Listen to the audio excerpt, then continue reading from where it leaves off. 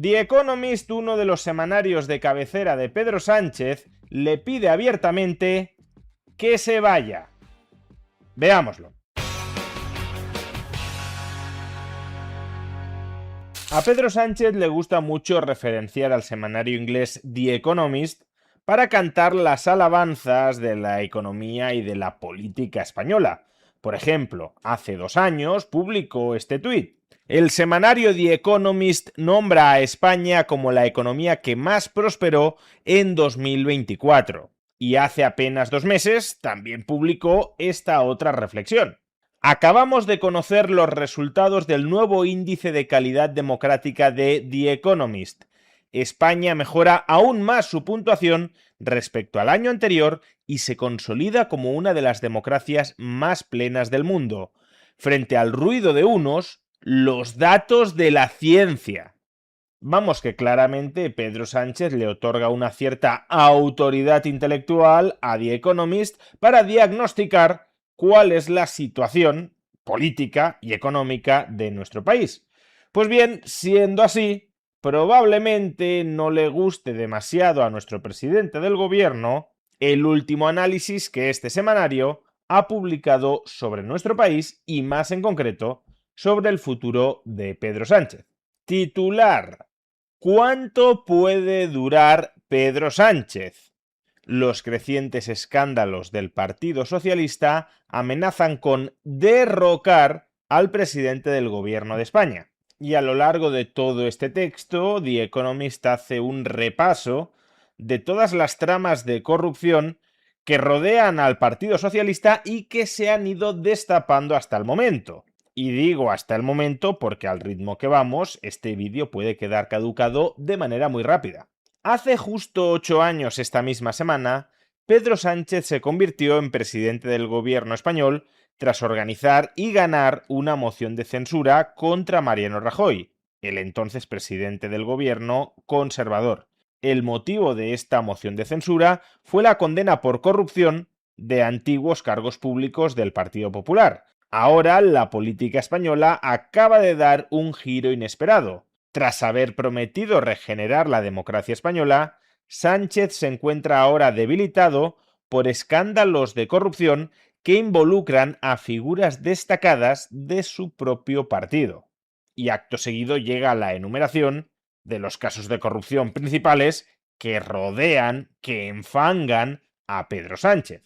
2 de los colaboradores más cercanos a Pedro Sánchez, José Luis Ábalos y Santos Cerdán, fueron imputados en 2024 y 2025 por amañar contratos públicos. El presidente del gobierno declaró sentirse traicionado, pidió perdón y prometió seguir adelante. Pero si acaso, los últimos golpes resultan aún más graves. El mes pasado, un juez de la Audiencia Nacional señaló a José Luis Rodríguez Zapatero, expresidente socialista del gobierno, alabado por algunos como el guardián de los valores actuales del partido, como presunto cabecilla de una trama de tráfico de influencias. La investigación judicial se centra en los controvertidos vínculos de Zapatero con la dictadura venezolana y en particular con el rescate de 53 millones de euros concedido por el gobierno de Sánchez a Plus Ultra. El juez sostiene que los pagos de unos 2 millones de euros a Zapatero y a sus hijas por trabajos de consultoría fueron fundamentalmente una comisión por gestionar el rescate. Zapatero, al igual que los demás socialistas objeto de investigaciones judiciales, niega haber cometido irregularidad alguna. Sánchez nunca ha explicado con claridad por qué Plus Ultra, que solo contaba con 4 aviones, recibió un rescate diseñado para empresas españolas de importancia económica estratégica. Y ahora es cuando llega la traca por la trama mafiosa de Ley de 10. Días después, otro juez de la Audiencia Nacional ordenó a la policía registrar la sede del Partido Socialista en Madrid.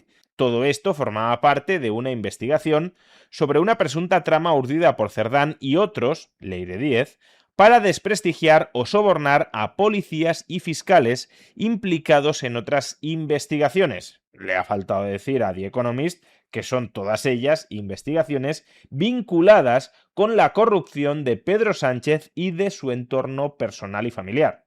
Por supuesto, todo esto son datos más o menos conocidos para quienes seguimos la actualidad política de España, pero es importante que The Economist internacionalice esta información crucial sobre la ponzoña dentro del PSOE por dos razones. La primera, una razón externa, y es que fuera de España pocos se han enterado de la magnitud de la corrupción que rodea al Partido Socialista. Y lo que está haciendo The Economist es servir como vehículo de información para que mucha más gente fuera de España adquiera conciencia de lo que ha sucedido y sigue sucediendo dentro de nuestro país.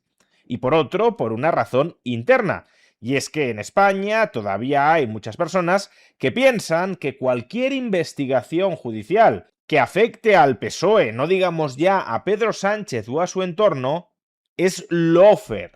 Es una ofensiva judicial no fundamentada y alimentada a través de bulos propalados por la extrema derecha mediática, y que por tanto nada de lo que se acusa al presidente del gobierno o a su entorno puede ser cierto. Pues bien, aquí tenemos una reputada revista internacional, tan reputada como que a Sánchez le encanta citarla como fuente de autoridad, que está acreditando la gravedad de los indicios por los que se está investigando al Partido Socialista Obrero Español.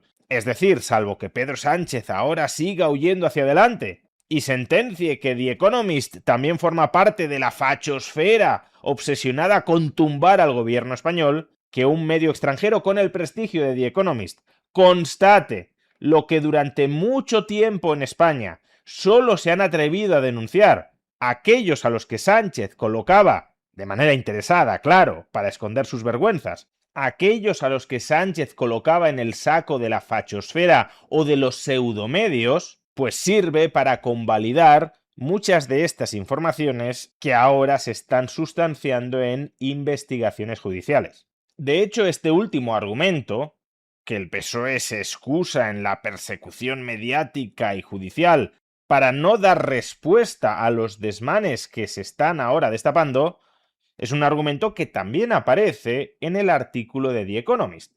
Los socialistas se quejan de persecución y de un doble rasero, en virtud del cual los casos contra los socialistas avanzan más deprisa que los que afectan al PP.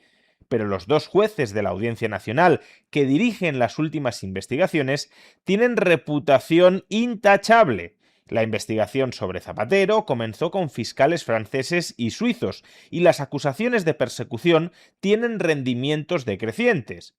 Una encuesta inédita sugiere que solo alrededor de la mitad de los votantes del PSOE se las cree, tal como señala Ignacio Urquizu, sociólogo y exdiputado del PSOE. Y aquí es donde The Economist diagnostica un progresivo hundimiento de todos los pilares que hasta ahora han sostenido el gobierno de Sánchez. Los últimos escándalos han llevado a los dos aliados parlamentarios del gobierno, los partidos nacionalistas vasco y catalán, a pedir elecciones generales anticipadas. En privado, muchos alcaldes y cargos autonómicos socialistas afirman que el plan de Sánchez de agotar su mandato en julio de 2027 socavará sus opciones en las elecciones locales previstas para el próximo mayo. Pero pocos se atreven, de momento, a decirlo en público. Pese a sus promesas, Sánchez ha hecho poco por atajar la corrupción. El coste del bloqueo político es un creciente cinismo de la ciudadanía hacia la democracia española y sus instituciones. Cuanto antes celebre el país elecciones, mejor. En pocas palabras, The Economist le está diciendo a Pedro Sánchez: ya no te apoyan ni tus socios parlamentarios, ni tampoco los miembros y cargos electos de tu propio partido.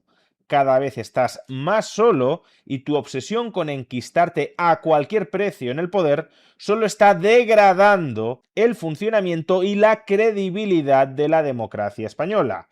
Por tanto, cuanto antes te marches, cuanto antes convoques elecciones, tanto mejor para todos. Es decir, que incluso uno de los semanarios de cabecera de Pedro Sánchez le está diciendo a la cara: váyase, señor Sánchez, convoque elecciones antes de que sea demasiado tarde para la democracia en España. De lo que parece que todavía no se ha enterado The Economist es que a Sánchez no le importa en absoluto ni los españoles ni la democracia, solo le importa él mismo.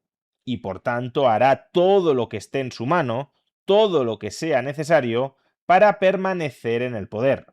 Tanto más cuanto más incierto sea su horizonte judicial, porque permaneciendo en el poder, continúa controlando buena parte de los resortes del Estado y por tanto maximiza su capacidad para lograr impunidad frente a esas investigaciones policiales y judiciales. Por eso, salvo que sus socios parlamentarios o su partido terminen eyectándolo del poder, Sánchez se atornillará en él a una costa de continuar degradando las instituciones y la convivencia entre los españoles.